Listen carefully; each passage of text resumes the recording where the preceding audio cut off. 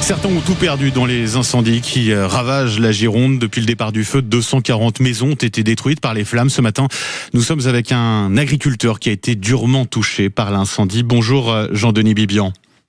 Oui, bonjour. Et merci d'être avec nous ce matin sur Sud Radio pour témoigner, raconter ce que vous vivez. En ce moment, vous habitez au Porche, c'est bien cela ?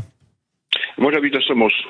À Somos, vous êtes à Somos, en tout cas commune qui a été durement touchée par cet incendie en Gironde. Qu'est-ce que vous avez perdu dans cet incendie, Jean-Denis ? Eh bien, ma maison d'habitation est à Somos, donc j'ai tout perdu. J'ai perdu la maison, mes granges, mes forêts. J'avais un troupeau de moutons d'une 30aine de bêtes. J'ai tout perdu au milieu des flammes. Voilà. C'est une catastrophe parce que je suis un citoyen comme tout le monde. Je paye des impôts grassement. Et quand on a besoin, en retour, on n'a même pas un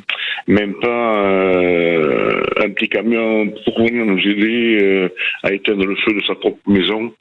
Manque de moyens, manque d'organisation. J'ai jamais vu une débandade comme ça, quoi. Voilà, je suis un peu révolté, même beaucoup d'ailleurs, parce que on est traité comme les chiens, voilà, fait qu'on évacue, sans ménagement.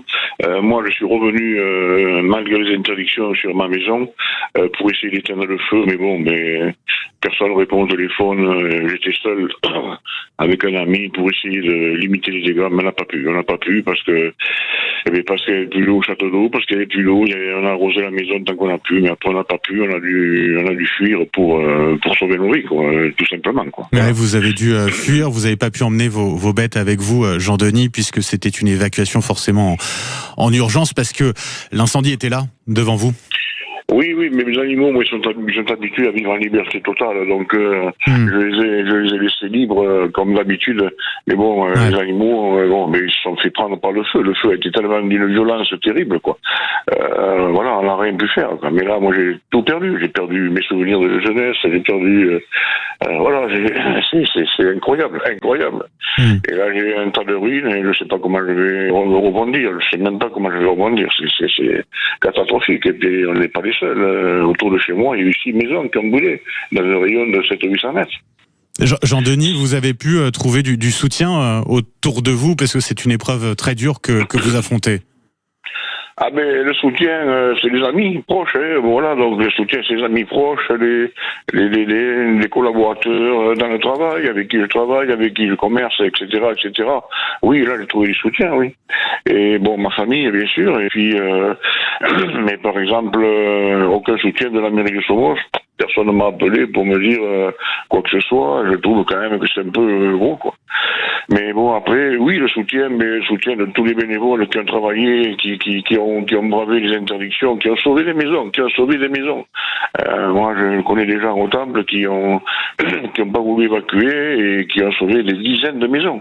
Et heureusement qu'on a les agriculteurs qui viennent, heureusement qu'on a cette solidarité qui se met en place. Et heureusement qu'on a ça. Autrement, la catastrophe sera encore plus grande. Comment on peut vous aider, Jean-Denis ? Je crois savoir que votre famille a lancé un appel à la solidarité, c'est bien ça ? À la solidarité, moi j'ai pas lancé d'appel du tout. Je cherche à me rallier, mais s'il y a des comités qui se forment, donc il faut absolument d'abord il faut réfléchir. Les expériences, les incendies précédents n'ont pas servi à grand chose. Je pense qu'il faut réfléchir à la gestion de ces incendies, parce qu'on peut plus continuer comme ça. Ce sont des gens qui sont dans les bureaux dorés qui nous disent ce qu'il faut qu'on fasse. Mais moi, mon grand-père, ça fait des générations qu'on est là. Quand il y avait le feu autrefois, la sirène du village sonnait, et puis tout le monde allait au feu. Et les gens connaissaient, ils savaient les vents d'où ils venaient, ils savaient où il y avait une coupe, on pouvait allumer un contre-feu, ils connaissaient le terrain parfaitement. Oui. Nous, on a des gens locaux, on connaît le terrain parfaitement. Les gens, les chasseurs qui connaissent tout par terre, ils connaissent toutes les passes, ils connaissent tous les points d'eau, etc. Et nous, on nous écarte, alors que les pompiers, ils font le maximum, mais c'est les gens, heureusement, ils font le maximum les moyens qu'ils ont, mais ils attendent les ordres. Les maisons brûlent, brûle et ils attendent les ordres. C'est incroyable. Je pense qu'on est dirigé, je le dis franchement, notre recette, elle est complètement incompétente. Elle nous interdit d'aller aider les pompiers. Là.